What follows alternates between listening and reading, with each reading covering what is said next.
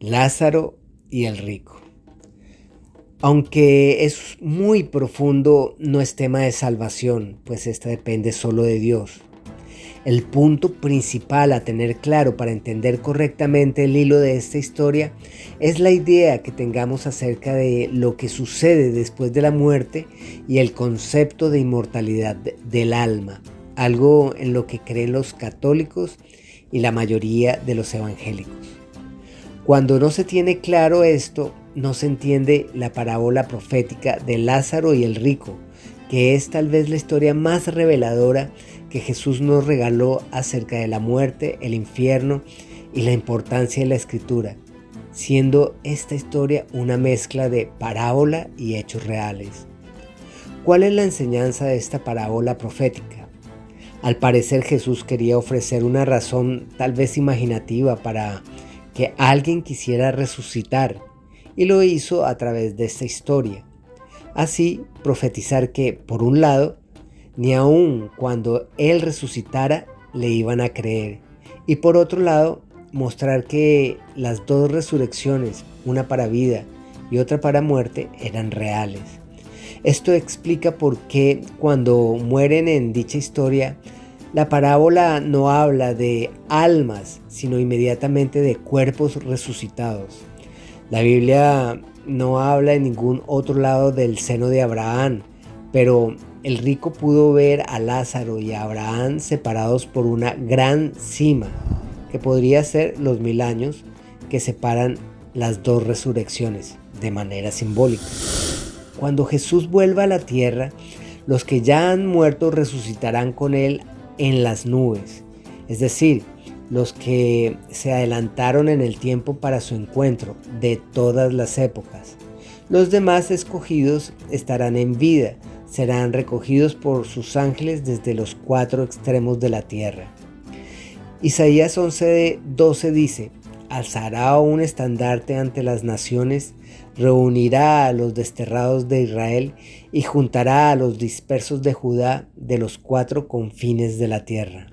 Ahora, Ezequiel 37:9 nos cuenta: entonces él me dijo, profetiza al Espíritu, profetiza, hijo de hombre, y di al Espíritu, así dice el Señor Dios, ven de los 4 vientos, oh Espíritu, y sopla sobre estos muertos y vivirán.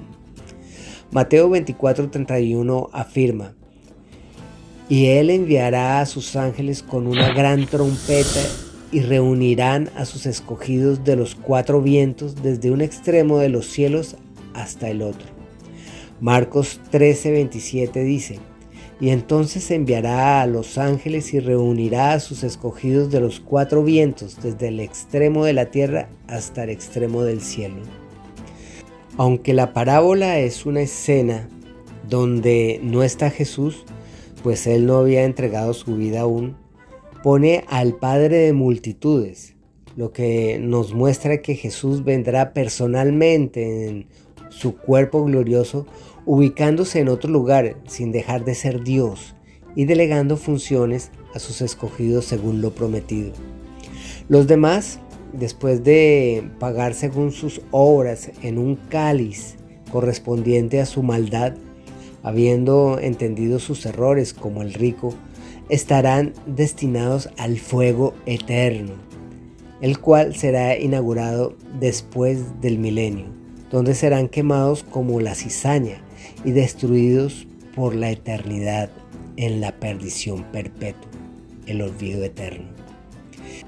Esto es una piedra en el zapato para aquellos que creen en la doctrina de la inmortalidad del alma, porque les toca forzar cosas como que cuando uno muere nuestra alma es llevada por ángeles y que tiene sed, extremidades, lengua, ojos y lo peor, que desde el infierno se puede ver algo totalmente extraño, el seno de Abraham. Vista así, esta parábola tendría tantas inconsecuencias doctrinales que por lo absurdo no se podría tomar literal de ninguna forma. Pero peor aún, si se tomara simbólicamente, sería materia prima para muchas supersticiones y sectas. Que se use a Lázaro como ejemplo de sufrimiento en vida podría solo ser una herramienta didáctica tomada de historias egipcias de público conocimiento por el pueblo judío. Por otro lado, ni siquiera Jesús fue al famoso seno de Abraham después de su resurrección. Juan 20:17 dice: Jesús le dijo: suéltame porque todavía no he subido al Padre. Hay teólogos que resuelven improvisadamente este versículo diciendo que Jesús y el Padre uno son, pues Jesús mismo lo afirmó, pero dejando en evidencia que con el Espíritu Santo son tres personas distintas y un solo Dios. Hay sectas que creen razonablemente que son simplemente tres manifestaciones de un mismo Dios. Debido a ese sesgo de adoctrinamiento dogmático, sus seguidores se resisten a salir del error. Por eso, la persona del Hijo tenía que subir a reunirse con la persona del Padre, lo cual no hizo sino al menos después de 40 días. Lo crítico y controversial de esta apostólica manera de entender la inmortalidad del alma, que no es nueva, es que modifica la doctrina católico-evangélica del infierno, que sí es una creencia tardía. La misma Biblia dice para quién fue creado el lago de fuego: para Satanás y sus demonios, para el anticristo, para el falso profeta y para la bestia, que es un grupo humano pero al servicio de Satanás. Todos estos cometen pecados eternos. La condenación después del juicio y el justo tormento, que aunque temporal se sentirá como eterno, de acuerdo a la gravedad de sus pecados, para los no elegidos finalmente será el olvido eterno, la inexistencia, la muerte eterna. Es muy importante tener claro que la inmortalidad del alma es una dádiva divina, no algo intrínseco al ser humano. Recordemos que el concepto de inmortalidad del alma es un concepto platónico-aristotélico, puramente de influencia grecorromana. Y como el Nuevo Testamento fue escrito en griego, tiende a interpretarse con esa misma filosofía un libro judío, muy opuesto a tal cultura. Veamos algunos versículos e interpretémoslos sin sesgos ideológicos. Ezequiel 18:4. He aquí todas las almas son mías, tanto el alma del Padre como el alma del Hijo, mías son. El alma que peque, esa morirá. Juan 10:28. Yo les doy vida eterna, y nunca perecerán, ni nadie podrá arrebatármelas de la mano. Primera de Juan 5:11. El testimonio es este, que Dios nos ha dado vida eterna, y esa vida está en su Hijo. Juan 3:16. Porque tanto amó Dios al mundo que dio a su Hijo unigénito para que todo el que cree en Él no se pierda, sino que tenga vida eterna. Primera de Juan 5:13. Les escribo estas cosas a ustedes que creen en el nombre del Hijo de Dios, para que sepan que tienen vida eterna. Romanos 6:23.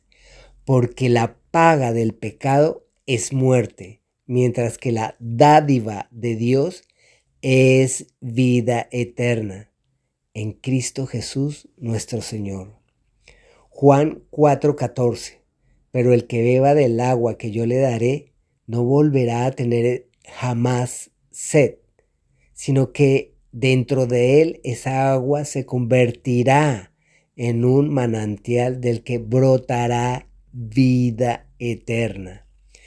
Gálatas 6. El que siembra para agradar a su naturaleza pecaminosa, de esa misma naturaleza cosechará destrucción. El que siembra para agradar al Espíritu, del Espíritu cosechará vida eterna. Primera de Timoteo 1:16.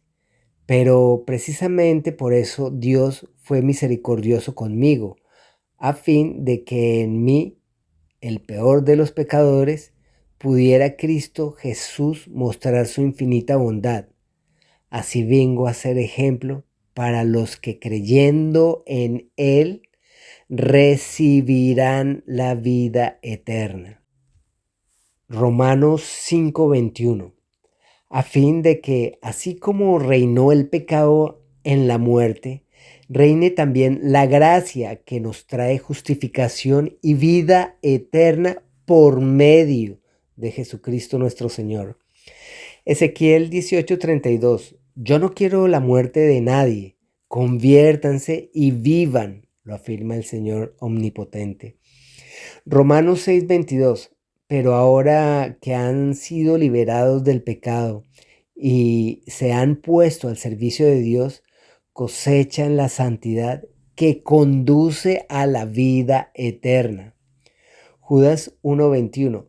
Mientras esperan que nuestro Señor Jesucristo en su misericordia les conceda vida eterna. Marcos 10:30. Les aseguro, respondió Jesús, que todo aquel que por mi causa y la del Evangelio haya dejado casa, hermanos, hermanas, madres, hijos y terrenos, aunque con persecución, y en la edad venidera, la vida eterna. Hay muchos más, pero con estos pocos, ¿qué salta a la vista? Que la inmortalidad es una dádiva divina. Cuando el cuerpo muere, muere todo el ser humano en este plano temporal, pero ya en ese plano atemporal de esta era, aparece en la resurrección en las nubes con Cristo, si es para vida eterna. Pues de ambos lados me siento apremiado, teniendo el deseo de partir y estar con Cristo, pues es mucho mejor. Filipenses 1:23. O para segunda muerte, que igual será eterna después del juicio. Pues no sería coherente un castigo de sufrimiento eterno para un pecado absolutamente temporal, sino un divinamente justo tormento temporal que, de lo terrible, podrá sentirse eterno. ¿Acaso sería justo frente a la predestinación un castigo eterno para un pecado temporal basado en el libre albedrío, por más grave que fuera el pecado? Y por otro lado, ¿podría alguien disfrutar de la vida eterna con Dios sabiendo que algunos de sus seres queridos se retuercen eternamente en el infierno? Una postura teológica sostiene que Dios nos hará comprender que fue lo mejor y que no nos sentiremos mal, pero si hasta el rico de la parábola, sin ser bueno, se sentía mal por el futuro de sus familiares, ¿cómo nos sentiríamos nosotros, los santificados? Adicionalmente, Jesús no quería que lo siguieran por los beneficios que pudieran tener, que hasta les dijo a sus apóstoles, ¿ustedes también se quieren ir? Pero tampoco quería que lo siguieran por miedo al castigo, pues solo sus ovejas oirán su voz. ¿No hubiera sido coherente con un Jesús que ofrecía fuentes de agua viva decirle a sus ovejas, me tienen que seguir o se van al infierno? Ahora bien, Jesús mismo lo dijo, Satanás es el padre de la mentira. ¿Y qué es la mentira? Pues lo que no es. Ese es el futuro eterno para los no elegidos, opuesto al yo soy de Jesús. Por último, cuando Jesús le dice al ladrón bueno que va a estar con él en el paraíso, la coma sí importa en el verso de te digo hoy, estarás conmigo en el paraíso. Porque el énfasis de ese día era muy importante, pues era el último momento antes de la consumación del pago por la salvación de los hombres.